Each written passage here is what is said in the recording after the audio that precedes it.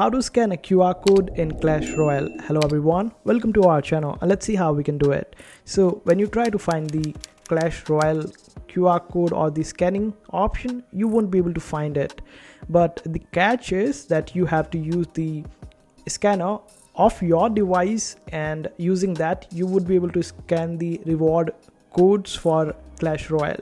Like, just simply open up the scanner, and on the scanner you would be able to find this option of QR code. Simply select it, and after that you can simply select the picture that you can take from the website or any other place where you have found the QR code. Simply scan it using it, and this will redirect you to the Clash Royale, and this way you would be able to claim your rewards on Clash Royale.